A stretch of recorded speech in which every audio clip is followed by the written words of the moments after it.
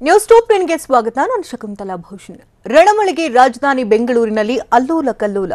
ಬೆಂಗಳೂರಿನಲ್ಲಿ ಲೇಔಟ್ಗಳಿಗೆ ಕಂಟಕ, ಜನರ ಪರದಾಟ. ಜಲಾಸುರನ ದಾಳಿಗೆ ಉತ್ತರ ಕನ್ನಡ ಜಿಲ್ಲೆ ಜನರ ಒದ್ದಾಟ. ಕರಾವಳಿಯಲ್ಲೂ ಜಲಕಂಟಕ, ಅವಾಂತರಗಳ ಸುರಿಮಳೆ. ಫಾಜಿಲ್ ಹಂತಕರ ಹೆಡಮುರಿ ಕಟ್ಟಿದ ಪೊಲೀಸರು. ಪ್ರವೀಣ್ ಹತ್ಯೆ ಕೇಸ್ನಲ್ಲಿ ಮತ್ತಿಬ್ಬರ ಬಂಧನ. ಇದೆಲ್ಲವನ್ನ ನೋಡೋಣ. ಅದಕ್ಕೂ ಮುಂಚೆ ರಾಜಧಾನಿ ಬೆಂಗಳೂರಿನಲ್ಲಿ ರಕ್ಕಸ ಮಳೆಯ ಅವಾಂತರ. ಲೇಔಟ್ ನಿವಾಸಿಗಳಿಗೆ ಶುರುವಾಯ್ತ ಜಲಕಂಟಕ. ವರುಣಾರ್ಭಟಕ್ಕೆ ರಸ್ತೆಗಳ ಪರಿಸ್ಥಿತಿ ಅಯೋಮಯ. ಅನುಗ್ರಹ ಬಡಾವಣೆಯಲ್ಲಿ ಬೀದಿಗೆ ಬಿದ್ದಂತಹ ಜನರು. ಇದೆಲ್ಲವನ್ನ ನೋಡೋಣ ಬೆಂಗಳೂರು ಮಳೆ ನ್ಯೂಸ್ ಟಾಪ್ 9ನಲ್ಲಿ. ತಡರಾತ್ರಿ ಸುರಿದಂತ ಮಳೆಗೆ ಸಿಲಿಕಾನ್ ಸಿಟಿ ಬೆಂಗಳೂರಿನಲ್ಲಿ ಭಾರಿ ಅವಾಂತರಗಳೇ ಆಗಿದೆ. ಕಳೆದ 2 ದಿನಗಳಿಂದ ಬೆಳಗ್ಗೆಯಿಂದ ಸೈಲೆಂಟ್ ಆಗಿರುವಂತಹ ಮಳೆರಾಯ ಸಂಜೆ ಆಗ್ತಾ ಇದ್ದಂತೆ ವೈಲೆಂಟ್ ಆಗ್ತಿದ್ದಾನೆ. ಇಡೀ ಬೆಂಗಳೂರಿನಲ್ಲೇ ನುಂಗಿ ಹಾಕುವಂತೆ ಅಬ್ಬರಿಸಿ ಬೊಬ್ಬರಿತಿದ್ದಾನೆ. ಧೋ ಅಂತ ಸುರಿದಂತ ಮಳೆಯಿಂದಾಗಿ ರಸ್ತೆಗಳು ಕೆರೆಯಂತೆ ಬದಲಾಗ್ತಿದೆ. ವಾಹನ ಸವಾರರು ಜೀವ ಕೈಯಲ್ಲಿ ಹಿಡಿದು ಪ್ರಯಾಣ ಮಾಡ್ತಿದ್ದಾರೆ. ಬೆಂಗಳೂರಿನ 8 ವಲಯಗಳಲ್ಲೂ ಜಿಟಿ ಜಿಟಿ ಮಳೆಯಾಗಿದೆ. Yeshwanthpur, Goraguntepalya, Rajajinagar, Malleshwaram, Jayanagar, Shantinagar, Vijayanagar, Koramangala, Hebbal, KS Layout, Majestic, ಯಾರ್ ಮಾರ್ಕೆಟ್ನಲ್ಲಿ ಭಾರಿ ಮಳೆಯಾಗಿದೆ.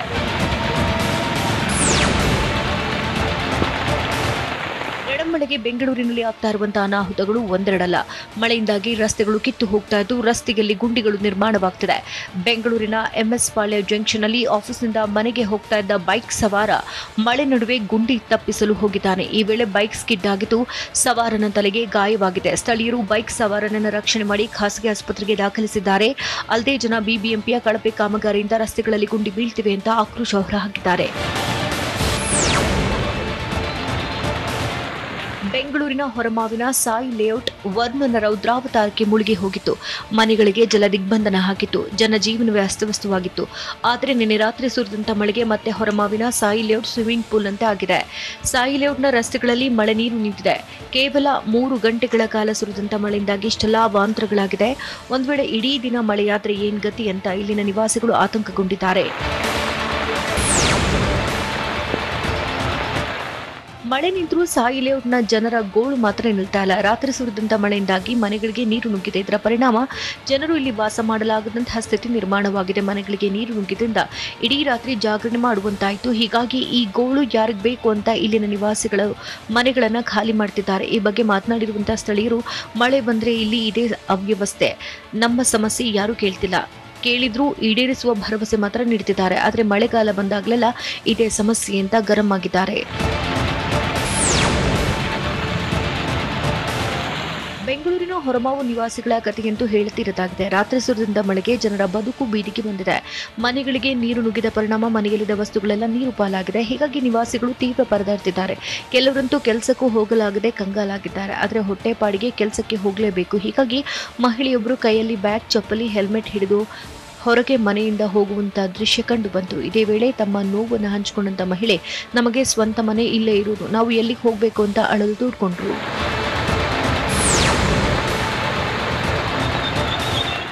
ಇದು ಸಾಯಿ ಲೇಔಟ್ನ ಗತಿಯಾದ್ರೆ ಬೊಮ್ಮನಹಳ್ಳಿಯ ಅನುಗ್ರಹ ಲೇಔಟ್ನಲ್ಲೂ ಕೂಡ ಇದೇ ನರಕ ದರ್ಶನ. ಮಳೆಯಿಂದಾಗಿ ಲೇಔಟ್ ಪೂರ್ತಿ ಕೆರೆಯಂತಾಗಿದೆ. ಮನೆಗಳ ಮುಂದೆ ಸರಿಸುಮಾರು ಮೊಣಕಾಲುದ್ದ ನೀರು ನಿಂತಿದೆ. ಹೀಗಾಗಿ ಜನರು ಮನೆಯಿಂದ ಹೊರಬರೋದಕ್ಕೆ ಕಷ್ಟವಾಗಿದೆ. ಇನ್ನು ಮನೆ ಮುಂದೆ ನಿಲ್ಲಿಸಿದಂತಹ ಬೈಕ್, ಕಾರುಗಳ ಸುತ್ತ ನೀರು ಆವರಿಸಿದೆ. ತಗ್ಗು ಪ್ರದೇಶಗಳಲ್ಲಿ ನಿವಾಸಿಗಳು ಇಡೀ ರಾತ್ರಿ ಪರದಾಡಿದ್ದಾರೆ. ನೀರನ್ನ ಹೊರಗಾಕಲಾರದೆ ಜಾಗರಣೆ ಮಾಡಿದ್ದಾರೆ.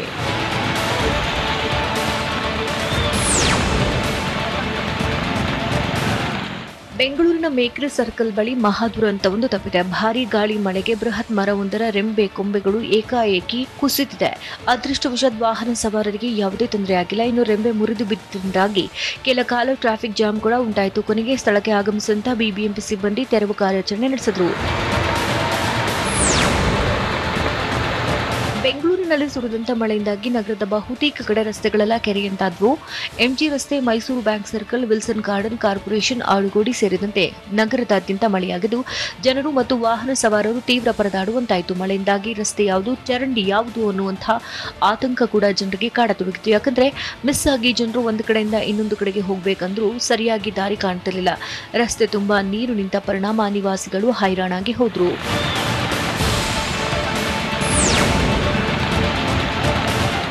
ಬೆಂಗಳೂರಿನಲ್ಲಿ ಮಳೆ ಅಬ್ಬರ ಇಷ್ಟಕ್ಕೆ ನಿಲ್ತಾ ಇಲ್ಲ. ಮುಂದೆ ರಣಮಳೆ ಸುರಿಯುವಂತ ಸಾಧ್ಯತೆ ಇದೆ ಅಂತ ಹವಾಮಾನ ಇಲಾಖೆ ಎಚ್ಚರಿಕೆ ಕೊಟ್ಟಿದೆ. ಮುಂದಿನ 5 ದಿನಗಳಲ್ಲಿ ಭಾರೀ ಮಳೆಯಾಗುವ ಸಾಧ್ಯತೆ ಇದ್ದು ಕರಾವಳಿ ಪ್ರದೇಶದಲ್ಲಿ ಕಟ್ಟೆಚ್ಚರ ನೀಡಲಾಗಿದೆ. ಅಲ್ಲದೆ ಬೆಂಗಳೂರಿನಲ್ಲೂ ಕೂಡ ಮುಂದಿನ 5 ದಿನ ಭಾರೀ ಮಳೆಯಾಗುವ ಸಾಧ್ಯತೆ ಇದೆ ಅಂತ ಹವಾಮಾನ ಇಲಾಖೆ ಭವಿಷ್ಯ ನುಡಿದಿದೆ. ಮೇಲ್ಮೈ ಸುಳಿಗಾಳಿ ಹಿನ್ನೆಲೆಯಲ್ಲಿ ಮಳೆ ಎಡೆಬಿಡದೆ ಸುರಿಯುತ್ತಿದೆ. ರೇಷ್ಮೆ ನಗರಿಯಲ್ಲಿ ಮಹಾಮಳೆಗೆ ಜನಜೀವನ ಅಸ್ತವ್ಯಸ್ತ. ಸೇತುವೆ ಕೊಚ್ಚಿ ಹೋಗಿ 10 ಗ್ರಾಮಗಳ ಸಂಪರ್ಕ ಕಡಿತ. ರಾಮನಗರದಲ್ಲಿ ಸೃಷ್ಟಿಯಾಗಿರೋ ಅವಾಂತರ ಎಂಥದ್ದು? ಕಲಬುರಗಿಯಲ್ಲೂ ವರುಣನ ಅವಾಂತರ. ನೋಡೋಣ ವರುಣಾಘಾತ ನ್ಯೂಸ್ ಟಾಪ್ 9ನಲ್ಲಿ. ಕಲಬುರಗಿಯಲ್ಲೂ ಧಾರಾಕಾರ ಮಳೆಗೆ ಜನಜೀವನ ಅಸ್ತವ್ಯಸ್ತವಾಗಿದೆ. ಕಲಬುರಗಿ ತಾಲೂಕಿನ ಕಡಣಿ ಗ್ರಾಮದಲ್ಲಿ ಸಾಕಷ್ಟು ಅವಾಂತರವೇ ಸೃಷ್ಟಿಯಾಗಿದೆ. ಮಳೆಯಿಂದ ಹಳ್ಳ ತುಂಬಿ ಹರಿದ ಪರಿಣಾಮ ಕಡಣಿ ಗ್ರಾಮದ ಮನೆಗಳಿಗೆ ನೀರು ನುಗ್ಗಿದ್ದು ಜನರು ಪರದಾಡಿದ್ದಾರೆ. ಭಾರೀ ಮಳೆಯಿಂದಾಗಿ ಹಳ್ಳ ತುಂಬಿ ಹರಿತಾ ಇದೆ. ಹೀಗಾಗಿ ಪಕ್ಕದಲ್ಲೇ ಇದ್ದಂತಹ ಮನೆಗಳಿಗೆ ಹಳ್ಳದ ನೀರು ನುಗ್ಗಿದೆ. 1 ವಾರದ ಹಿಂದೆಯಷ್ಟೇ ಇದೇ ಹಳ್ಳದಲ್ಲಿ ಒಬ್ಬ ಯುವಕ ಕೊಚ್ಚಿ ಹೋಗಿದ. ನೆನ್ನೆ ಧಾರಾಕಾರ ಮಳೆಯಾಗಿದ್ದರಿಂದಾಗಿ ಮತ್ತೆ ಹಳ್ಳ ತುಂಬಿದ್ದು ನಾಗರಿಕರು ಪರದಾಡುವಂತಾಗಿದೆ.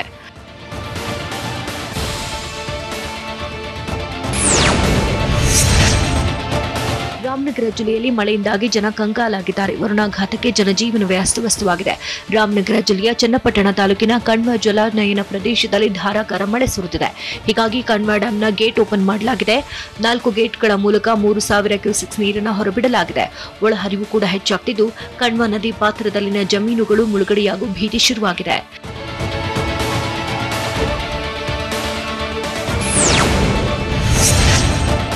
ರಾಮನಗರ ಜಿಲ್ಲೆಯ ಚನ್ನಪಟ್ಟಣ ತಾಲೂಕಿನ ತಿಟ್ಟಮಾರನಹಳ್ಳಿಯಲ್ಲಿ ಭಾರೀ ಮಳೆಯಿಂದಾಗಿ ರಸ್ತೆ ಮೇಲೆ ನೀರು ಹರಿತಿದೆ. ತಿಟ್ಟಮಾರನಹಳ್ಳಿ ಬಳಿ ರಸ್ತೆ ಮೇಲೆ ಮೊಣಕಾಲುದ್ದ ಮಳೆ ನೀರು ನಿಂತಿದೆ. ಹೀಗಾಗಿ ವಾಹನ ಸವಾರರು ತೀವ್ರ ಪರದಾಟವನ್ನೇ ನಡೆಸಬೇಕಾಯಿತು. ಹಲವು ಗ್ರಾಮಗಳಿಗೆ ಸಂಪರ್ಕ ಕಲ್ಪಿಸುವ ರಸ್ತೆ ಇದಾಗಿದ್ದು ಧಾರಾಕಾರ ಮಳೆಯಿಂದಾಗಿ ರಸ್ತೆ ಕೆರೆಯಂತೆ ಭಾಸವಾಗುತ್ತಿದೆ. ಹೀಗಾಗಿ ಸಂಚಾರಕ್ಕೆ ಪ್ರಯಾಣಿಕರು ಪರದಾಟವನ್ನೇ ನಡೆಸಿದ್ರು.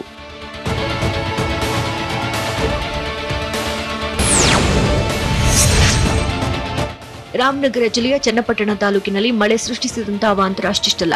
ಮಳೆಯಿಂದಾಗಿ ರೇಷ್ಮೆ ನಗರಿ ಕಂಗಾಲಾಗಿದೆ. ಚನ್ನಪಟ್ಟಣ ತಾಲೂಕಿನ ಸೇತುವೆ ಮೇಲೆ ನೀರು ಹರಿತಾ ಇದೆ. ಕೊಂಡಾಪುರ ಹಾಗೂ ಬಾಣಗನಹಳ್ಳಿ ಸಂಪರ್ಕ ಕಲ್ಪಿಸುವಂತಹ ಸೇತುವೆ ಇದಾಗಿದೆ ತುಂಬಿ ಹರಿದಿದೆ. ಹೀಗಾಗಿ ಪ್ರಯಾಣಿಕರು ಜೀವ ಕೈಯಲ್ಲಿ ಹಿಡಿದುಕೊಂಡೇ ತುಂಬಿ ಹರಿತಾ ಇರುವಂತಹ ಸೇತುವೆ ಮೇಲೆಯೇ ಪ್ರಯಾಣ ಮಾಡುತ್ತಿರುವಂತಹ ದೃಶ್ಯ ಕಂಡುಬಂತು.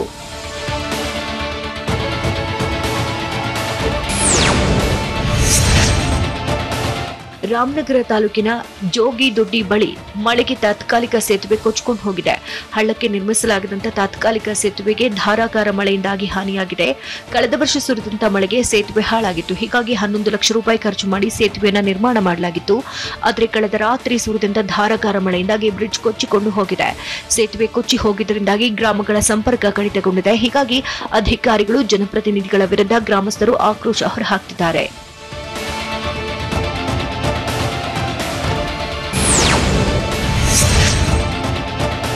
ರಾಮನಗರದ ಮೇಳೆಹಳ್ಳಿ ಬಳಿಯೂ ಮಳೆಗೆ ಇನ್ನೊಂದು ತಾತ್ಕಾಲಿಕ ಸೇತುವೆ ಕೊಚ್ಚಿಕೊಂಡು ಹೋಗಿದೆ.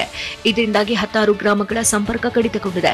18 ಲಕ್ಷ ರೂಪಾಯಿ ವೆಚ್ಚದಲ್ಲಿ ತಾತ್ಕಾಲಿಕ ಸೇತುವೆಯನ್ನು ನಿರ್ಮಿಸಲಾಗಿತ್ತು.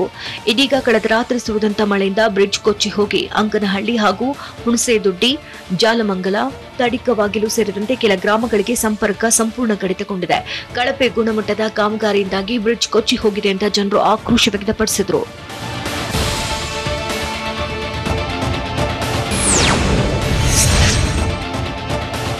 ಮಂಡ್ಯ ಜಿಲ್ಲೆಯಲ್ಲಿ ರಾತ್ರಿ ಸುರಿದಂತ ಮಳೆಗೆ ಬಿಡಿ ಕಾಲೋನಿ ಸಂಪೂರ್ಣ ಜಲಾವೃತವಾಗಿದೆ.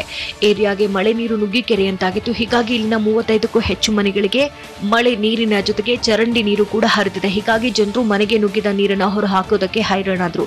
ಚರಂಡಿ ನೀರು ನುಗ್ಗಿದ್ರಿಂದಾಗಿ ಮನೆಯಲ್ಲಿದ್ದ ವಸ್ತುಗಳೆಲ್ಲ ಹಾಳಾಗಿದ್ದು ದುರ್ವಾಸನೆ ಬರ್ತಾ ಇದೆ. ಹೀಗಾಗಿ ಸ್ವಚ್ಛಗೊಳಿಸೋದಕ್ಕೆ ನಿವಾಸಿಗಳು ಪರದಾಡಿದ್ರು.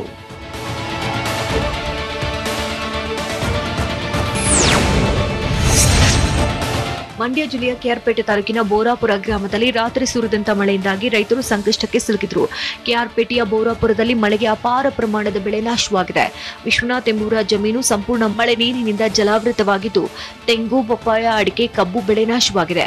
ನಾಲೆಯಿಂದ ನೀರು ಉಕ್ಕಿ ಹರಿದ ಪರಿಣಾಮ ಜಮೀನುಗಳಿಗೆ ನೀರು ನುಗ್ಗಿದ್ದು ನೀರಿನ ರಭಸಕ್ಕೆ ಪಪ್ಪಾಯ ಗಿಡಗಳು ಕೊಚ್ಚಿ ಹೋಗಿವೆ.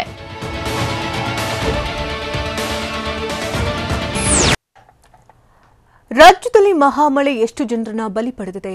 ಯಾದಗಿರಿಯಲ್ಲಿ ನೀರಲ್ಲಿ ತೇಲಿ ಹೋದ ಬೈಕ್ಗಳು. ಮಂಡ್ಯದಲ್ಲಿ ಮಹಾಮಳೆಗೆ 47 ಕುರಿಗಳ ಮಾರಣ ಹೋಮ. ಮಳೆ ಹೊಡೆತಕ್ಕೆ ಯಾವ್ಯಾವ ಜಿಲ್ಲೆಯಲ್ಲಿ ಅವಾಂತರ ಸೃಷ್ಟಿಯಾಗಿದೆ ಅಂತ ನೋಡೋಣ ಮಹಾಮಳೆ ನ್ಯೂಸ್ ಟಾಪ್ 9ನಲ್ಲಿ.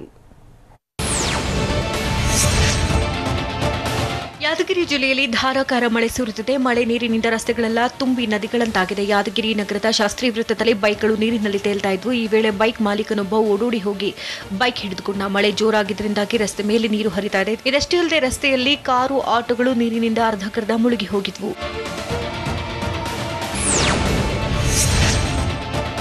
ಯಾದಗಿರಿ ಜಿಲ್ಲೆಯಾದ್ಯಂತ ಮಳೆ ಅಬ್ಬರಿಸಿ ಬೊಬ್ಬಿರಿದಿದೆ. ಮಳೆ ಅಬ್ಬರಕ್ಕೆ ಯಾದಗಿರಿ ಜಿಲ್ಲೆಯ ಶಹಾಪುರ ತಾಲೂಕಿನ ಇಟಗ ಗ್ರಾಮದ ಹೊರವಲಯದಲ್ಲಿರುವ ಪರಮಾನಂದೇಶ್ವರ ದೇವಸ್ಥಾನದ ಗೋಪುರ ಕುಸಿದಿದೆ. 150 ವರ್ಷದ ಹಳೆ ಗೋಪುರ ಇದಾಗಿದ್ದು ಹಳ್ಳದ ಪಕ್ಕದಲ್ಲೇ ಪರಮಾನಂದೇಶ್ವರ ದೇವಸ್ಥಾನವಿದೆ. ಕೊಪ್ಪಳ ಜಿಲ್ಲೆಯ ಗಂಗಾವತಿ ನಗರದಲ್ಲಿ ಮಳೆಯಿಂದಾಗಿ ಚರಂಡಿ ನೀರು ಮನೆಗಳಿಗೆ ನುಗ್ಗಿದೆ. ಹೀಗಾಗಿ ನಿವಾಸಿಗಳು ಇನ್ನಿಲ್ಲದಂತೆ ಪರದಾಡುತ್ತಿದ್ದಾರೆ. ಗಂಗಾವತಿ ನಗರದ 13ನೇ ವಾರ್ಡ್ನ ಜುಲಾಯಿ ನಗರದಲ್ಲಿ ಘಟನೆ ನಡೆದಿದ್ದು ಸಾಕಷ್ಟು ಮನೆಗಳಿಗೆ ನೀರು ನುಗ್ಗಿದೆ. ಡ್ರೈನೇಜ್ ಬ್ಲಾಕ್ ಆಗಿದ್ದರಿಂದಾಗಿ ಮಳೆ ನೀರಿನ ಜೊತೆಗೆ ಮನೆಗಳಿಗೆ ನೀರು ನುಗ್ಗಿದೆ ಎನ್ನಲಾಗುತ್ತಿದೆ. ಹೀಗಾಗಿ ನಿವಾಸಿಗಳು ನೀರನ್ನು ಹೊರಹಾಕುವುದಕ್ಕೆ ಒದ್ದಾಡಿದ್ದಾರೆ.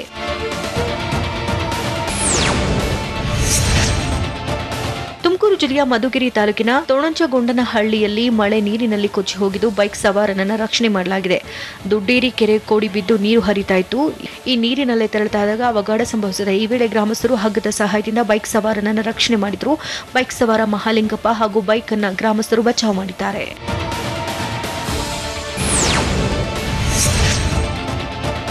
ಮೈಸೂರಿನಲ್ಲಿ ಧಾರಾಕಾರ ಮಳೆ ಮುಂದುವರೆದಿದ್ದು ತಗ್ಗು ಪ್ರದೇಶದ ಮನೆಗಳಿಗೆ ನೀರು ನುಗ್ಗಿ ನಿವಾಸಿಗಳು ಆತಂಕಗೊಂಡಿದ್ದಾರೆ.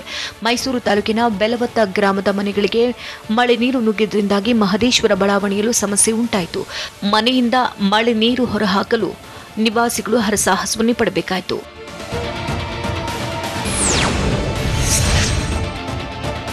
ಪ್ರತಿ ಬಾರಿ ಮಳೆ ಬಂದಾಗಲೂ ಮೈಸೂರು ತಾಲೂಕಿನ ಬೆಲವತ್ತ ಗ್ರಾಮದಲ್ಲಿ ಸಮಸ್ಯೆ ಉಂಟಾಗಲಿದೆ ಅಂತ ಜನರು ಆಕ್ರೋಶ ವ್ಯಕ್ತಪಡಿಸಿದ್ದಾರೆ. ಈ ಬಗ್ಗೆ ಅಧಿಕಾರಿಗಳಿಗೆ, ಜನಪ್ರತಿನಿಧಿಗಳಿಗೆ ದೂರು ನೀಡಿದರೂ ಕೂಡ ಏನೂ ಪ್ರಯೋಜನ ಆಗಿಲ್ಲ. ಸಮಸ್ಯೆ ಬಗ್ಗೆ ಸಿದ್ದಲಿಂಗಪುರ ಗ್ರಾಮ ಪಂಚಾಯಿತಿಗೆ ಕರೆ ಮಾಡಿದ್ರೂ ಕೂಡ ಪ್ರತಿಕ್ರಿಯೆ ನೀಡಿಲ್ಲ. ಮಹದೇಶ್ವರ ಬಡಾವಣೆ ಮತ್ತು ಬೆಲವತ್ತ ಗ್ರಾಮದ ಜನ ಸಂಕಷ್ಟದಲ್ಲಿ ಸಿಲುಕಿದ್ದು ಅಧಿಕಾರಿಗಳಿಗೆ ಜನಪ್ರತಿನಿಧಿಗಳು ಹಿಡಿಶಾಪ ಹಾಕಿದ್ರು. ಚಿಕ್ಕಬಳ್ಳಾಪುರ ಜಿಲ್ಲೆಯಲ್ಲೂ ಮಳೆ ಅಬ್ಬರಿಸಿ ಬೊಬ್ಬಿರಿತಾದ್ದು. ಚಿಂತಾಮಣಿ ನಗರದಲ್ಲಿ ಧಾರಾಕಾರ ಮಳೆಯಿಂದಾಗಿ ಸಾಕಷ್ಟು ಅವಾಂತರಗಳೇ ಸೃಷ್ಟಿಯಾಗಿದೆ. ಜೋರು ಮಳೆ ಸುರಿದಿದ್ದರಿಂದಾಗಿ ರಸ್ತೆಯಲ್ಲಿದ್ದ ಬೈಕ್ಗಳು ಕೊಚ್ಚಿಕೊಂಡು ಹೋಗಿದೆ. ಅಷ್ಟೇ ಅಲ್ಲ, ನಗರದ ತಗ್ಗು ಪ್ರದೇಶಕ್ಕೂ ಜಲಾಸುರ ಎಂಟ್ರಿ ಕೊಟ್ಟಿದ್ದು ಅಂಗಡಿಗಳಿಗೂ ನೀರು ನುಗ್ಗಿದೆ. ಮಳೆ ನೀರಿನಿಂದಾಗಿ ಈ ಭಾಗದಲ್ಲಿನ ರಸ್ತೆಗಳೆಲ್ಲ ನದಿಗಳಂತೆ ಕಂಡು ಬರ್ತಾ ಇದ್ದು ಜನಜೀವನ ಅಸ್ತವ್ಯಸ್ತಗೊಂಡಿದೆ.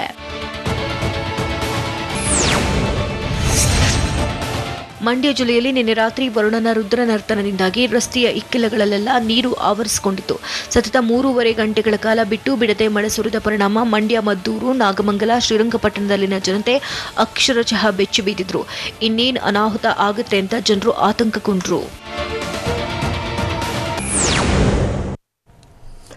ಮಂಗಳೂರಿನಲ್ಲಿ ಮಹಾಮಳೆ ಹೊಡೆತಕ್ಕೆ ಕಂಗಾಲು. ಸಂಪಾಜೆಯಲ್ಲಿ ಮುಳುಗಿದ ಮನೆಗಳು, ಜನರ ಪರದಾಟ. ಉತ್ತರ ಕನ್ನಡ ಜಿಲ್ಲೆಯಲ್ಲಿ ಎದುರಾದಂತಹ ಸಮಸ್ಯೆ ಏನು? ಮಂಗಳೂರು, ಮಡಿಕೇರಿ ಭಾಗದಲ್ಲಿ ಮಳೆಯ ಎಫೆಕ್ಟ್ ಹೇಗಿದೆ ಅಂತ ನೋಡೋಣ ಕರಾವಳಿ ಕಂಗಾಲು ನ್ಯೂಸ್ ಟಾಪ್ 9ನಲ್ಲಿ. ಉತ್ತರ ಕನ್ನಡ ಜಿಲ್ಲೆಯಲ್ಲೂ ಮಳೆಯ ಅಬ್ಬರ ಜೋರಾಗಿದೆ. ಭಾರೀ ಮಳೆಯಿಂದಾಗಿ ಭಟ್ಕಳ ತಾಲೂಕಿನಲ್ಲಿ ರಾಷ್ಟ್ರೀಯ ಹೆದ್ದಾರಿ ಸಂಪೂರ್ಣವಾಗಿ ಜಲಾವೃತವಾಗಿದೆ.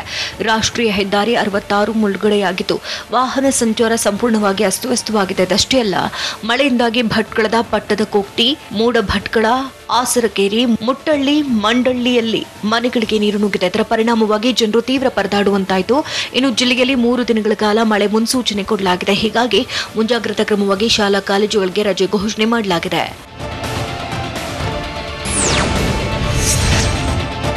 ಉತ್ತರ ಕನ್ನಡ ಜಿಲ್ಲೆಯಲ್ಲಿ ಸುರಿದಂತ ಮಳೆಯಿಂದಾಗಿ ಜನರಿಗೆ ಡಬಲ್ ಶಾಕ್ ಎದುರಾಗ್ತಿದೆ. ಒಂದು ಕಡೆ ಮನೆಗಳಿಗೆ ಮಳೆ ನೀರು ನುಗ್ತಾ ಇದ್ರೆ ಮತ್ತೊಂದು ಕಡೆ ಗುಡ್ಡ ಕುಸಿತದ ಭೀತಿ ಶುರುವಾಗಿದೆ. ತಡರಾತ್ರಿ ಸುರಿದಂತ ಭಾರೀ ಮಳೆಗೆ ಭಟ್ಕಳ ಭಾಗದಲ್ಲಿ ಗುಡ್ಡ ಕುಸಿತವಾಗಿದೆ. ಭಟ್ಕಳ ತಾಲೂಕಿನ ಮುಟ್ಟಳ್ಳಿ ಗ್ರಾಮದಲ್ಲಿ ಮನೆ ಮೇಲೆ ಗುಡ್ಡ ಕುಸಿತವಾಗಿದೆ. ಮನೆ ಮೇಲೆ ಗುಡ್ಡ ಕುಸಿತದ ಹಿನ್ನೆಲೆಯಲ್ಲಿ ಮನೆಯೊಳಗೆ 4 ಜನ ಸಿಲುಕಿರುವ ಸಾಧ್ಯತೆ ಇದೆ. ಕೂಡಲೇ ವಿಷಯ ತಿಳಿದು ಸ್ಥಳಕ್ಕೆ ಧಾವಿಸಿದಂತಹ ಪೊಲೀಸರು ಶೋಧ ಕಾರ್ಯ ಮುಂದುವರೆಸಿದ್ದಾರೆ. ಇದಷ್ಟೇ ಅಲ್ಲ, ಭಾರೀ ಮಳೆಗೆ ಭಟ್ಕಳ ತಾಲೂಕಿನ ರಸ್ತೆಗಳು ಜಲಾವೃತವಾಗಿದ್ದು ಸಂಚಾರ ಅಸ್ತವ್ಯಸ್ತವಾಗಿದೆ. ದಕ್ಷಿಣ ಕನ್ನಡ ಜಿಲ್ಲೆಗೂ ಮಳೆ ಕಂಟಕ ತಪ್ಪಿಲ್ಲ. ನಿನ್ನೆ ಹಾಗೂ ರಾತ್ರಿ ಸುರಿದಂತ ಮಳೆಯಿಂದಾಗಿ ಜನಜೀವನ ಅಸ್ತವ್ಯಸ್ತವಾಗಿದೆ. ಕುಕ್ಕೆ ಸುಬ್ರಹ್ಮಣ್ಯ, ಕಡಬ, ಸುಳ್ಯ ಸೇರಿದಂತೆ ಹಲವು ಕಡೆ ವರ್ಷಧಾರಿಯ ಅಬ್ಬರ ಜೋರಾಗಿದೆ. ಮಳೆಯಿಂದಾಗಿ ಹಳ್ಳ ಕೊಳ್ಳಗಳೆಲ್ಲ ಭರ್ತಿಯಾಗಿದೆ. ಅಲ್ಲಲ್ಲಿ ರಸ್ತೆ ಸಂಪರ್ಕ ಬಂದ್ ಆಗಿದೆ. ಹೀಗಾಗಿ ಸುಳ್ಯ ಮತ್ತು ಕಡಬ ತಾಲೂಕಿನಲ್ಲಿ ಶಾಲಾ ಕಾಲೇಜುಗಳಿಗೆ ರಜೆ ಘೋಷಣೆ ಮಾಡಲಾಗಿದೆ. ರಜೆ ಘೋಷಿಸಿದಂತ ಜಿಲ್ಲಾಧಿಕಾರಿ ಡಾಕ್ಟರ್ ಕೆ.ವಿ. ರಾಜೇಂದ್ರ ಆದೇಶ ಹೊರಡಿಸಿದ್ದಾರೆ.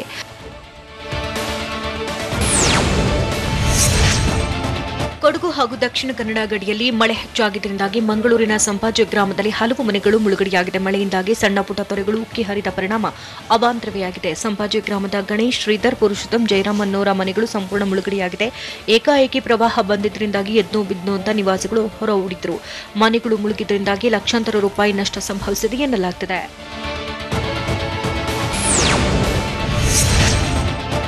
ಕಳೆದ ರಾತ್ರಿ ಸುರಿದಂತಹ ಧಾರಾಕಾರ ಮಳೆಗೆ ಬೆಟ್ಟದ ಭಾಗದಿಂದ ಭಾರೀ ಶಬ್ದವೊಂದು ಕೇಳಿ ಬಂದಿತು. ಇದರ ಬೆನ್ನಲ್ಲೇ ಏಕಾಏಕಿ ಪ್ರವಾಹ ಉಂಟಾಯಿತು.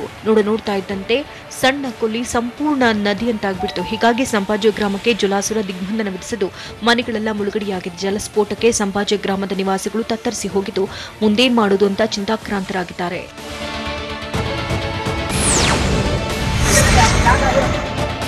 ದಕ್ಷಿಣ ಕನ್ನಡ ಜಿಲ್ಲೆಯಲ್ಲಿ ಮಳೆಯ ಆರ್ಭಟ ಜೋರಾಗಿದ್ದು ಮಾರಣ ಮೃದಂಗ ಬಾರಿಸಿದೆ. ಮನೆ ಮೇಲೆ ಗುಡ್ಡ ಕುಸಿದು ಇಬ್ಬರು ಸಹೋದರಿಯರು ಮೃತಪಟ್ಟಿದ್ದಾರೆ. ದಕ್ಷಿಣ ಕನ್ನಡ ಜಿಲ್ಲೆಯ ಕಡಬ ತಾಲೂಕಿನ ಪರ್ವತಮುಖಿ ಪ್ರದೇಶದಲ್ಲಿ ಘಟನೆ ನಡೆದಿದ್ದು 11 ವರ್ಷದ ಶ್ರುತಿ ಹಾಗೂ 6 ವರ್ಷದ ಜ್ಞಾನಶ್ರೀ ಮಣ್ಣಿನಡಿ ಸಿಲುಕಿ ಅಸುನೀಗಿದ್ದಾರೆ.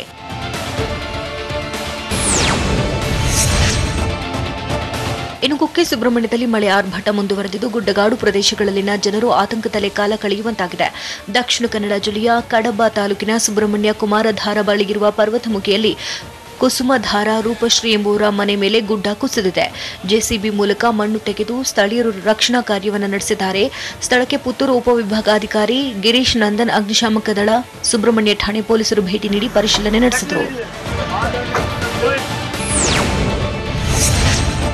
ದಕ್ಷಿಣ ಕನ್ನಡ ಜಿಲ್ಲೆಯಲ್ಲಿ ಮಳೆ ಎಡಬಿಡದೆ ಸುರಿತಾ ಇದ್ದು ವಾಹನ ಸಂಚಾರಕ್ಕೆ ತೊಂದರೆಯಾಗಿದೆ. ಹೀಗಾಗಿ ಕುಕ್ಕೆ ಸುಬ್ರಹ್ಮಣ್ಯ ದೇಗುಲಕ್ಕೆ ಭಕ್ತರು ಬಾರದಂತೆ ಜಿಲ್ಲಾಧಿಕಾರಿ ಡಾಕ್ಟರ್ ಕೆ.ವಿ. ರಾಜೇಂದ್ರ ಸೂಚನೆ ಕೊಟ್ಟಿದ್ದಾರೆ. ಸದ್ಯಕ್ಕೆ ಮಳೆ ನಿಲ್ಲುವಂತಹ ಲಕ್ಷಣಗಳಂತೂ ಕಾಣ್ತಾ ಇಲ್ಲ. ಹೀಗಾಗಿ ಕುಕ್ಕೆ ಸುಬ್ರಹ್ಮಣ್ಯ ದೇವಾಲಯಕ್ಕೆ ಭೇಟಿ ನೀಡುವುದನ್ನು ಇನ್ನು 2 ದಿನ ಮುಂದೂಡುವಂತೆ ಭಕ್ತಾದಿಗಳಲ್ಲಿ ಮನವಿ ಮಾಡಿದ್ದಾರೆ. ಕೊಡಗಿನ ಕೊಯ್ನಾಡು ಸಂಪಾಜೆ ವ್ಯಾಪ್ತಿಯಲ್ಲಿ ಭಾರೀ ಮಳೆಯಾಗಿದ್ದು ಕೊಯ್ನಾಡುವಿನಲ್ಲಿ ಹಲವು ಮನೆಗಳು ಜಲಾವೃತಗೊಂಡಿದೆ. ಕೊಯ್ನಾಡು ಕಿಂಡಿ ಅಣೆಕಟ್ಟು ಬಳಿ ಮನೆಗಳು ಜಲಾವೃತಗೊಂಡಿದ್ದು ಸಮೀಪದ ಸುರಕ್ಷಿತ ಮನೆಯೊಂದರಲ್ಲಿ ಸಂತ್ರಸ್ತರು ಆಶ್ರಯ ಪಡೆದಿದ್ದಾರೆ. ಹೀಗಾಗಿ ಮುಂಜಾಗ್ರತಾ ಕ್ರಮವಾಗಿ ಸಂತ್ರಸ್ತರನ್ನ ಕಾಳಜಿ ಕೇಂದ್ರಕ್ಕೆ ಸ್ಥಳಾಂತರಿಸಲಾಗಿದೆ. ಭಾರೀ ಮಳೆಯಿಂದ ಏಕಾಏಕಿ ನದಿ ಉಕ್ಕಿ ಬಂದಿದ್ದು ಕಿಂಡಿ ಅಣೆಕಟ್ಟಿನಿಂದ ಸಮಸ್ಯೆ ಉದ್ಭವವಾಗಿದೆ ಅಂತ ಸ್ಥಳೀಯರು ಆರೋಪ ಮಾಡಿದ್ದಾರೆ. ಫಾಜಿಲ್ ಹಂತಕರ ಹೆಡೆಮುರಿ 4 ಅಂಧರ್ ಕೊಲೆಗಾರರನ್ನ ಪೊಲೀಸರು ಪತ್ತೆ ಹಚ್ಚಿದ್ದೇ ರಣರೋಚಕ. ಪ್ರವೀಣ್ ಹಂತಕರ ಬೆನ್ನು ಬಿದ್ದ ಪೊಲೀಸರಿಗೆ ಸಿಕ್ಕ ಸುಳಿವೇನು?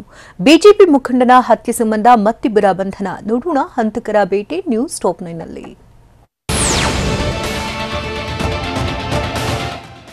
ಫಾಜಿಲ್ ಹತ್ಯೆಗೈದಿದ್ದ 4 ಆರೋಪಿಗಳನ್ನ ಪೊಲೀಸರು ಬಂಧಿಸಿದ್ದಾರೆ. ಮಂಕಿ ಕ್ಯಾಪ್ ಧರಿಸಿ ಹತ್ಯೆಗೈದಿದ್ದಂತ ಆರೋಪಿಗಳನ್ನ ಅರೆಸ್ಟ್ ಮಾಡಲಾಗಿದೆ. ತಡರಾತ್ರಿ ಎಲ್ಲ ಆರೋಪಿಗಳನ್ನು ಅರೆಸ್ಟ್ ಮಾಡಿ ಪಣಂಬೂರು ಉತ್ತರ ಎಸಿಪಿ ಕಚೇರಿಗೆ ಕರೆತರಲಾಗಿದೆ ಎನ್ನಲಾಗ್ತಿದೆ. ಬೆಂಗಳೂರು, ಉತ್ತರ ಕನ್ನಡ ಸೇರಿದಂತೆ ವಿವಿಧೆಡೆ ಕಾರ್ಯಾಚರಣೆ ನಡೆಸಿದ ತಂಡ ಫಾಜಿಲ್ ಹಂತಕರ ಹೆಡೆಮುರಿ ಕಟ್ಟಿದೆ. ಮಂಗಳೂರಿನ ಸುರತ್ಕಲ್ನಲ್ಲಿ ಫಾಜಿಲ್ನನ್ನ ಮಾರಕಾಸ್ತ್ರಗಳಿಂದ ಕೊಚ್ಚಿ ಕೊಲೆ ಮಾಡಲಾಗಿದೆ. ಇದೀಗ ಆರೋಪಿಗಳನ್ನ ಬಂಧಿಸುವಲ್ಲಿ ಯಶಸ್ವಿಯಾಗಿದ್ದಾರೆ.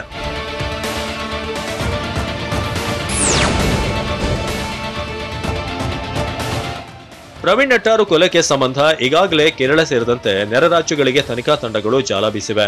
ಅಷ್ಟ ದಿಕ್ಕುಗಳಲ್ಲಿ ಹದ್ದಿನ ಕಣ್ಣಿಟ್ಟು ಹುಡುಕಾಡಿದ್ರೂ ಕೂಡ ಕಿಂಗ್ ಪಿನ್ಗಳ ಸುಳಿವೇ ಸಿಕ್ತಿಲ್ಲ. ಈ ಮಧ್ಯೆ ಸ್ಥಳೀಯರೇ ಆದಂತಹ ಶಫೀಕ್ ಮತ್ತು ಜಾಕಿರ್ ಎಂಬುವರನ್ನ ಪೊಲೀಸರು ವಶಕ್ಕೆ ಪಡೆದು ಫುಲ್ ಗ್ರಿಲ್ ಮಾಡ್ತಿದ್ದಾರೆ. ಕಳೆದ 3-4 ದಿನಗಳಿಂದ ಇಬ್ಬರನ್ನು ತೀವ್ರ ವಿಚಾರಣೆಗೆ ಗುರಿಪಡಿಸಿದ್ದಾರೆ. ಇವರಿಬ್ಬರು ಕೊಟ್ಟಂತ ಸುಳಿವಿನ ಜಾಡು ಹಿಡಿದು ಪೊಲೀಸರು ನಿನ್ನೆ ಬೆಂಗಳೂರಿನಲ್ಲಿ ಇಬ್ಬರನ್ನ ವಶಕ್ಕೆ ಪಡೆದಿದ್ದಾರೆ.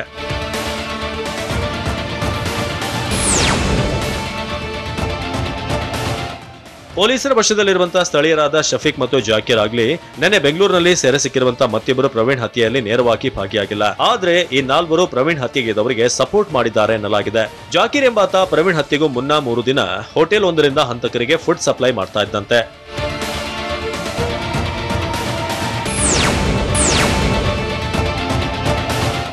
ದಕ್ಷಿಣ ಕನ್ನಡ ಜಿಲ್ಲೆಯಲ್ಲಿ ಕೊಲೆಯಾದಂತ ಮಸೂದ್, ಪ್ರವೀಣ್ ಹಾಗೂ ಫಾಜಿಲ್ 3 ಕುಟುಂಬಗಳನ್ನ ಜೆಡಿಎಸ್ ನಾಯಕ ಕುಮಾರಸ್ವಾಮಿ ನಿನ್ನೆ ಭೇಟಿ ಮಾಡಿ ಸಾಂತ್ವನ ಹೇಳಿದ್ರು.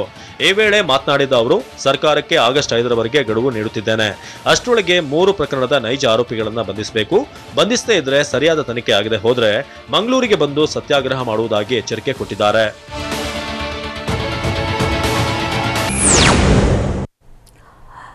ಬೆಂಗಳೂರಿನಲ್ಲಿ ಸೆರೆಸಿಕ್ಕ ಶಂಕಿತರ ಉಗ್ರರ ಖಾಕಿ ಗ್ರಿಲ್, ಮೊಬೈಲ್ ರಿಟ್ರೀವ್ ಮಾಡೋದೇ ಪೊಲೀಸರಿಗೆ ಸವಾಲು. ಸಿಇಟಿ ರಿಪೀಟರ್ಸ್ ಪ್ರೊಟೆಸ್ಟ್, ಪೊಲೀಸರು ಅಲರ್ಟ್. ನಾಡಿನೆಲ್ಲೆಡೆ ನಾಗರ ಪಂಚಮಿ ಸಡಗರ ಹೇಗಿದೆ ಅಂತ ನೋಡೋಣ ಸಮಗ್ರ ನ್ಯೂಸ್ ಟಾಪ್ 9ನಲ್ಲಿ. ಬೆಂಗಳೂರಲ್ಲಿ ಬಂಧಿಸಲಾಗಿರೋ ಶಂಕಿತ ಉಗ್ರರನ್ನ ಪೊಲೀಸರು ವಿಚಾರಣೆ ನಡೆಸುತ್ತಿದ್ದಾರೆ. ಆದರೆ ಪೊಲೀಸರಿಗೆ ಶಂಕಿತ ಉಗ್ರರ ಮೊಬೈಲ್ ಫೋನ್ ರಿಟ್ರೀವ್ ಮಾಡೋದೇ ತಲೆನೋವಾಗೋಗಿದೆ. ಯಾಕಂದ್ರೆ ಶಂಕಿತ ಉಗ್ರರಿಬ್ಬರು ಹಳೆ ನೋಕಿಯಾ ಮೊಬೈಲ್ ಬಳಸುತ್ತಿದ್ದರಿಂದ ಮಾಹಿತಿ ಕಲೆ ಹಾಕೋದು ಕಷ್ಟ ಸಾಧ್ಯವಾಗ್ತಿದೆ. ಶಂಕಿತ ಉಗ್ರರಾದ ಅಖ್ತರ್ ಹುಸೇನ್, ಜುಬೇರ್ ಬಳಿ ಇದ್ದಂತಹ ಮೊಬೈಲ್ಗಳನ್ನ ಸಿಸಿಬಿ ಪೊಲೀಸರು ಎಫ್ಎಸ್ಎಲ್ಗೆ ಕಳುಹಿಸಿದ್ದು ಯಾರ್ಯಾರ ಜೊತೆ ಸಂಪರ್ಕದಲ್ಲಿದ್ರು ಅನ್ನೋದನ್ನ ಪತ್ತೆ ಹಚ್ಚುತ್ತಾ ಇದ್ದಾರೆ.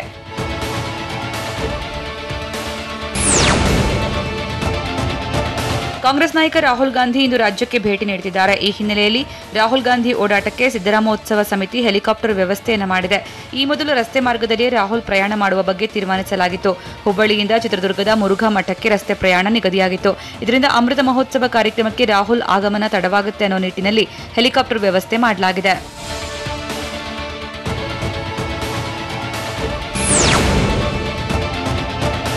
ನಾಳೆ ಸಿದ್ದರಾಮೋತ್ಸವ ಆಚರಣೆ ಹಿನ್ನೆಲೆಯಲ್ಲಿ ದಾವಣಗೆರೆಯಲ್ಲಿ ಸಕಲ ತಯಾರಿ ನಡೀತಾ ಇದೆ. ಈ ಬಗ್ಗೆ ಪ್ರತಿಕ್ರಿಯಿಸಿದ ಗೃಹ ಸಚಿವ ಆರಗ ಜ್ಞಾನೇಂದ್ರ, ಸಿದ್ದರಾಮೋತ್ಸವಕ್ಕೆ ಶುಭವಾಗಲಿ. ಕಾಂಗ್ರೆಸ್ 5 ವರ್ಷ ರಾಜ್ಯದಲ್ಲಿ ಮಾಡಬಾರದನ್ನ ಮಾಡಿದೆ ಅಂತ ಹೇಳಿದ್ರು. ಬೆಂಗಳೂರಲ್ಲಿ ಮಾತನಾಡಿದ ಅವರು, ಜನರ ಮನಸ್ಸನ್ನ ಏನೋ ಮಾಡ್ತೀವಿ ಅಂತ ತೋರಿಸೋಕೆ ಪೋಸ್ ಕೊಡ್ತಿದ್ದಾರೆ. ಜನರು ಯಾರೂ ಇದನ್ನು ನಂಬೋದಿಲ್ಲ. ಸಿದ್ದರಾಮಯ್ಯ ಅವರ ಅವಧಿಯಲ್ಲಿ ಏನ್ ಮಾಡಿದ್ದಾರೋ ಅದಕ್ಕೆ ಈಗ ಅನುಭವಿಸ್ತಾ ಇದ್ದೀವಿ ಅಂತ ಹೇಳಿದ್ರು.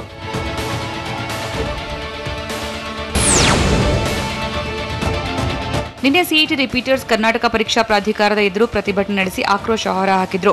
ಮಲ್ಲೇಶ್ವರಂನ ಕೆಇಎ ಬೋರ್ಡ್ ಮುಂದೆ ವಿದ್ಯಾರ್ಥಿಗಳು ಹಾಗೂ ಪೋಷಕರು ಪ್ರತಿಭಟನೆ ನಡೆಸಿ ಭಾರೀ ಹೈಡ್ರಾಮಾ ಮಾಡಿದ್ದರು. ಈ ಹಿನ್ನೆಲೆಯಲ್ಲಿ ಇಂದು ಮಲ್ಲೇಶ್ವರಂನ ಕೆಇಎ ಬೋರ್ಡ್ ಮುಂದೆ 100ಕ್ಕೂ ಹೆಚ್ಚು ಪೊಲೀಸರನ್ನ ನಿಯೋಜಿಸಿ ಬಿಗಿ ಭದ್ರತೆ ಕೈಗೊಳ್ಳಲಾಗಿದೆ. ಇವತ್ತು ಕೂಡ ವಿದ್ಯಾರ್ಥಿಗಳು, ಪೋಷಕರು ಹೋರಾಟ ನಡೆಸಿದರೆ ತೊಂದರೆ ಆಗಬಾರದು ಅನ್ನೋ ನಿಟ್ಟಿನಲ್ಲಿ ಭದ್ರತೆ ಹೆಚ್ಚಿಸಲಾಗಿದೆ.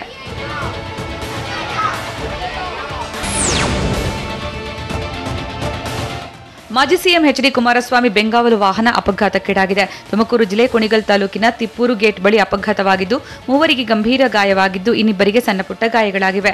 ಮಂಗಳೂರಿಂದ ಬೆಂಗಳೂರಿಗೆ ಆಗಮಿಸುತ್ತಾ ಇದ್ದ ವೇಳೆ ತಡರಾತ್ರಿ ಅವಘಡ ಸಂಭವಿಸಿದೆ. ಬೆಂಗಾವಲು ವಾಹನದಲ್ಲಿದ್ದ 5 ಪೈಕಿ 3 ಗಾಯವಾಗಿದೆ. ಗಾಯಾಳುಗಳನ್ನು ಆದಿಚುಂಚನಗಿರಿ ಆಸ್ಪತ್ರೆಗೆ ದಾಖಲಿಸಿ ಚಿಕಿತ್ಸೆ ಕೊಡಿಸಲಾಗ್ತಾ ಇದೆ. ಈ ಸಂಬಂಧ ಅಮೃತೂರು ಪೊಲೀಸ್ ಠಾಣೆಯಲ್ಲಿ ಪ್ರಕರಣ ದಾಖಲಾಗಿದೆ.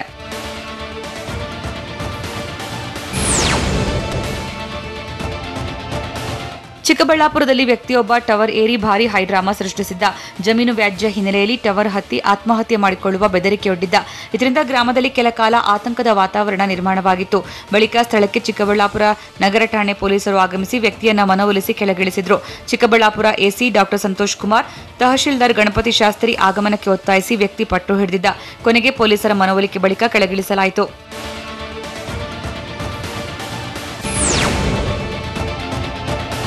ಬೆಂಗಳೂರಲ್ಲೂ ನಾಗರ ಪಂಚಮಿ ಸಡಗರ ಜೋರಾಗಿದೆ. ಇದು ಶ್ರಾವಣ ಮಾಸದ ಮೊದಲ ಹಬ್ಬವಾದ್ದರಿಂದ ಎಲ್ಲರೂ ಸಂಭ್ರಮದಿಂದಲೇ ಹಬ್ಬ ಆಚರಣೆ ಮಾಡುತ್ತಿದ್ದಾರೆ. ಕೊರೋನಾದಿಂದ 2 ವರ್ಷಗಳಿಂದ ವಿಜೃಂಭಣೆಯಿಂದ ಆಚರಣೆ ಮಾಡೋದಕ್ಕೆ ಆಗಿರಲಿಲ್ಲ. ಹೀಗಾಗಿ ಈ ಬಾರಿ ನಗರದ ಎಲ್ಲಾ ದೇವಸ್ಥಾನಗಳಲ್ಲೂ ವಿಶೇಷ ಪೂಜೆ ಸಲ್ಲಿಸಲಾಗುತ್ತಿದೆ. ಕಾಡುಮಲ್ಲೇಶ್ವರ, ಗವಿಗಂಗಾಧರೇಶ್ವರ ಸೇರಿದಂತೆ ವಿವಿಧ ದೇಗುಲಗಳಲ್ಲಿ ಬೆಳಗ್ಗೆಯಿಂದಲೇ ಪೂಜಾ ಕೈಂಕರ್ಯಗಳು ನಡೀತಾ ಇವೆ. ಭಕ್ತರು ಬೆಳಗ್ಗೆ ದೇಗುಲಕ್ಕೆ ಭೇಟಿ ನೀಡಿ ಭಕ್ತಿಯಿಂದ ನಾಗರ ಕಲ್ಲುಗಳಿಗೆ ಹಾಲೆರೆದು ನಮಿಸುತ್ತಿದ್ದಾರೆ.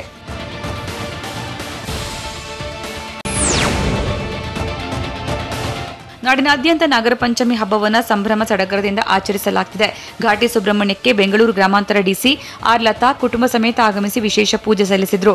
ಡಿಸಿ ಆಗಮನ ಹಿನ್ನೆಲೆಯಲ್ಲಿ ಗರ್ಭಗುಡಿ ಬಾಗಿಲು ಹಾಕಿ ಪೂಜೆ ಸಲ್ಲಿಸಿದ್ರು. ಸಾರ್ವಜನಿಕರ ದರ್ಶನ ಬಂದ್ ಮಾಡಲಾಗಿತ್ತು.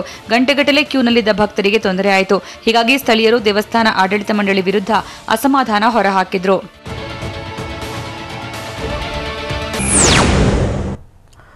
ಪ್ರಧಾನಿ ಮೋದಿ ಟ್ವಿಟರ್ ಖಾತೆಯ ಫೋಟೋ ಬದಲು. ಇಂದು ಡಿಕೆಶಿ ಜಾಮೀನು ಅರ್ಜಿ ಬಗ್ಗೆ ಆದೇಶ. ಅಲ್ ಖೈದಾ ಮುಖ್ಯಸ್ಥ ಜವಾಹಿರಿ ಹತ್ಯೆ, ಮಾಸ್ಟರ್ ಮೈಂಡ್ ಹತ್ಯೆ ಬಗ್ಗೆ ಅಮೆರಿಕ ಘೋಷಣೆ. ಇದೆಲ್ಲವನ್ನು ನೋಡೋಣ ನ್ಯಾಷನಲ್ ನ್ಯೂಸ್ ಟಾಪ್ 9ನಲ್ಲಿ. ಪ್ರಧಾನಿ ನರೇಂದ್ರ ಮೋದಿ ತಮ್ಮ ಟ್ವಿಟರ್ ಖಾತೆಯ ಪ್ರೊಫೈಲ್ ಫೋಟೋವನ್ನ ಬದಲಾಯಿಸಿದ್ದಾರೆ. ತಮ್ಮ ಫೋಟೋ ಬದಲಿಗೆ ತಿರಂಗ ಬಾವುಟದ ಫೋಟೋವನ್ನ ಹಾಕಿದ್ದಾರೆ. ಆಜಾದಿ ಕಾ ಅಮೃತ ಮಹೋತ್ಸವದ ಸಂದರ್ಭದಲ್ಲಿ ದೇಶದ ಜನರು ತಿರಂಗವನ್ನ ತಮ್ಮ ಸೋಷಿಯಲ್ ಮೀಡಿಯಾ ಖಾತೆಗಳ ಪ್ರೊಫೈಲ್ ಆಗಿ ಬಳಸಬೇಕೆಂದು ಕರೆ ನೀಡಿದ್ದರು.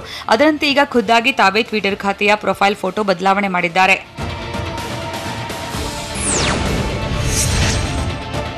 ಕೆಪಿಸಿಸಿ ಅಧ್ಯಕ್ಷ ಡಿಕೆ ಶಿವಕುಮಾರ್ ವಿರುದ್ಧದ ಅಕ್ರಮ ಹಣ ವರ್ಗಾವಣೆ ಪ್ರಕರಣದಲ್ಲಿ ದೆಹಲಿಯ ಪಿಎಂಎಲ್ಎ ವಿಶೇಷ ಕೋರ್ಟ್ ಇಂದು ಜಾಮೀನು ಅರ್ಜಿಯ ಬಗ್ಗೆ ಆದೇಶ ನೀಡಲಿದೆ.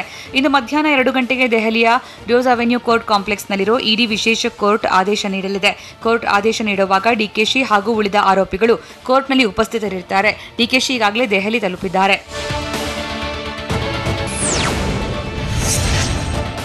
ಒಸಾಮಾ ಬಿನ್ ಲಾಡೆನ್ ಹತ್ಯೆ ಬಳಿಕ ಅಲ್ ಖೈದಾ ಭಯೋತ್ಪಾದನಾ ಸಂಘಟನೆಯ ನೇತೃತ್ವ ವಹಿಸಿದ್ದು ಅಯಾಮನ್ ಅಲ್ ಜವಾಹಿರಿ. ಕುಖ್ಯಾತ ಭಯೋತ್ಪಾದಕ ಅಲ್ ಜವಾಹಿರಿಯನ್ನ ಅಫ್ಘಾನಿಸ್ತಾನದಲ್ಲಿ ಡ್ರೋನ್ ದಾಳಿ ನಡೆಸಿ ಅಮೆರಿಕದ ಸಿಐಎ ಹತ್ಯೆಗೈದಿದೆ. 2 ಡ್ರೋನ್ ಮಿಸೈಲ್ ಬಳಸಿ ಅಲ್ ಜವಾಹಿರಿಯನ್ನ ಹತ್ಯೆ ಮಾಡಲಾಗಿದೆ. ಯಾವುದೇ ಬಾಂಬ್ ದಾಳಿಯನ್ನ ನಡೆಸಿಲ್ಲ. ಅತ್ಯಂತ ರಹಸ್ಯವಾಗಿ ಕಾರ್ಯಾಚರಣೆ ನಡೆಸಿ ಅಲ್ ಜವಾಹಿರಿಯನ್ನ ಹತ್ಯೆಗೈಯುವಲ್ಲಿ ಅಮೆರಿಕ ಯಶಸ್ವಿಯಾಗಿದೆ.